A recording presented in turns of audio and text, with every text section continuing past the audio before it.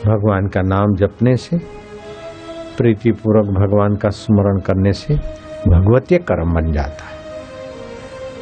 फिर ये तोल मोल नहीं होता है कि तुम्हारे 10 जन्म के पाप ताप हैं कि तुम करोड़ जन्म के तुम्हारे दोष हैं। नहीं नहीं, भगवान नाम कोई कर्म नहीं है, भगवत नाम कोई मजदूरी नहीं है। भगवत नाम एक भगवान को पुकार करने की सुंदर शैली।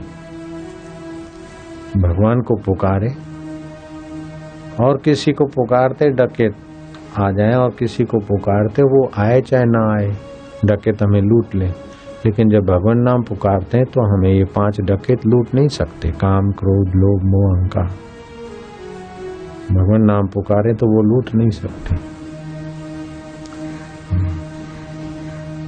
हम सदियों से लूटे जाते हैं इन्हीं डकैतों से, काम से, क्रोध से, लोभ से, मोह से, अहंकार से। हे प्रभु, हे नाथ, हे नारायण, बचाओ, सतबुद्धि दो। बस आर्त भाव से पुकारो बस। बाकी तो जगत का कितना कुछ बनाओगे, कितना कुछ करोगे, जब शरीर अपना नहीं है तो बाकी अपना बनाया हुआ कब तक रहे। क्या करिए क्या जोड़िए, थोड़े जीवन का छोड़ी छोड़ी सब जात है। लोग बोलते मेरे पक्के पैसे हो गए अभी 7 लाख। मेरे बेटे के नाम 1 लाख था, सही आपकी कृपा से भी 7 लाख हमारे पक्के हो गए। तो 7 लाख नहीं 7 करोड़ पक्का कर ले, क्या हो जाएगा। कच्चा तो कच्चा है, जिसको पक्का मानते वो भी शरीर की नश्वरता के आगे वो भी सब कच्चा है। पक्का तो तुम्हारा आत्म स्वरूप है। हजारों हजारों मौतें आई फिर भी जिसका साथ तुमने नहीं छोड़ा, हजारों हजारों परिस्थितियां बदली फिर भी जिसने तुम्हारा मार्गदर्शन नहीं छोड़ा। चाहे तुम पुण्य में हो, चाहे पाप में हो, चाहे तमोगुण में हो, चाहे रजोगुण में हो, चाहे चिंता में हो, तभी भी वो प्रेरक बैठा है। बस उसे पुकार, उसके नाम जपो प्रीतिपूर्वक, उसी में शांत होकर चिंतन करो। चिंता न करो, चिंतन करो कि मैं कौन, संसार क्या है, मुक्ति कैसे मिले, सुख दुख में सम कैसे रहे, हृदय का आनंद कैसे आए, हृदय रसमय कैसे हो, आनंदमय कैसे हो, मधुमय कैसे हो, ऐसा चिंतन। कोई दिक्कत नहीं इसमें और तुम कर पाओगे, तुम कर पाओगे और कोई दिक्कत नहीं।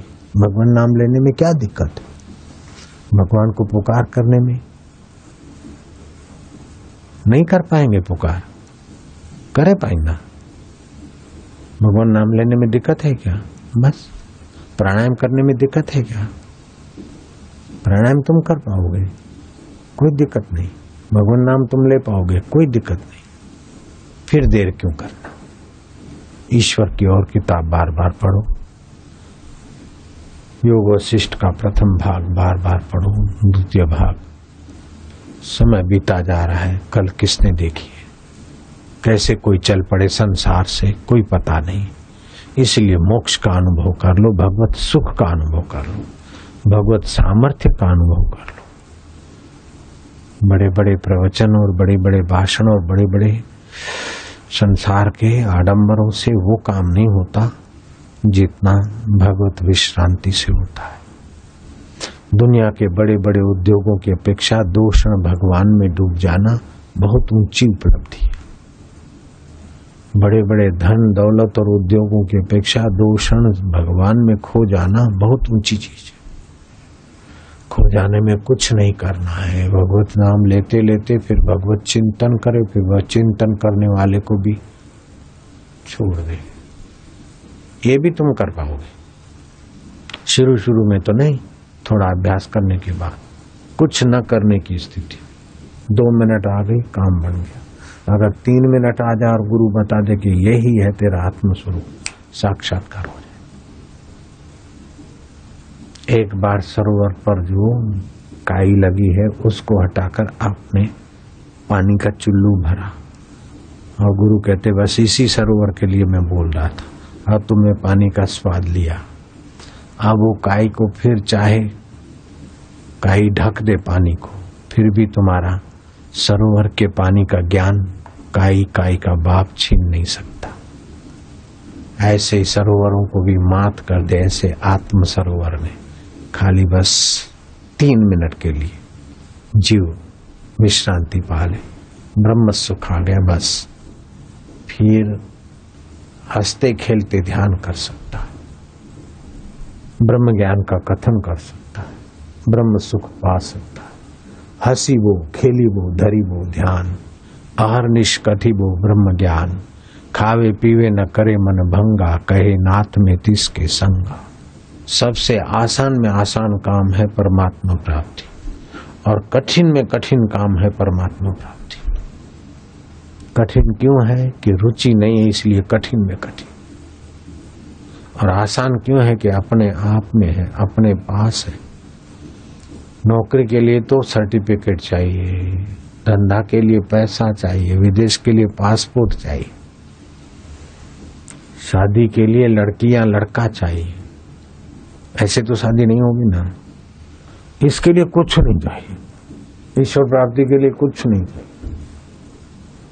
न सर्टिफिकेट चाहिए, न पैसा चाहिए, न लड़का चाहिए, न लड़की चाहिए, न ताऊ चाहिए, न ताई चाहिए।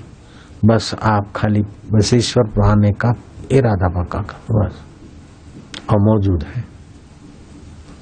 दुनिया की चीज पाने में तो प्रारब्ध चाहिए, पुरुषार्थ चाहिए, वैसी चीज पाने की अक्ल चाहिए, संभालने का बल चाहिए। ईश्वर को संभालने का आपके बल की जरूरत नहीं, वो अपने आप संभाल लेगा।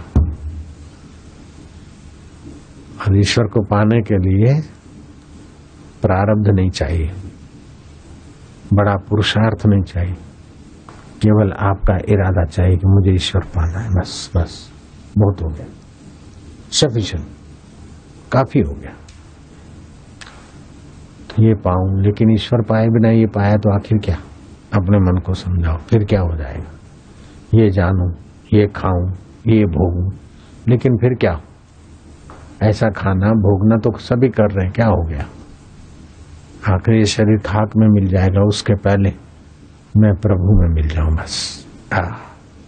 बस ये रटन लगा दो।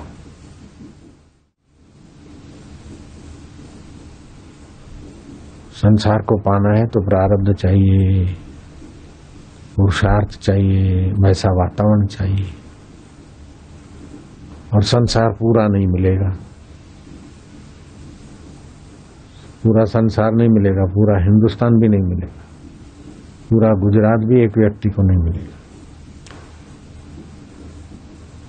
गुजरात तो छोड़ो, खाली अहमदाबाद भी एक व्यक्ति को नहीं मिल सकता। आधा चौथाई अहमदाबाद भी एक व्यक्ति नहीं पा सकता। 10वां हिस्सा भी अहमदाबाद का एक व्यक्ति अपने अधीन नहीं कर सकता। 100वां हिस्सा भी,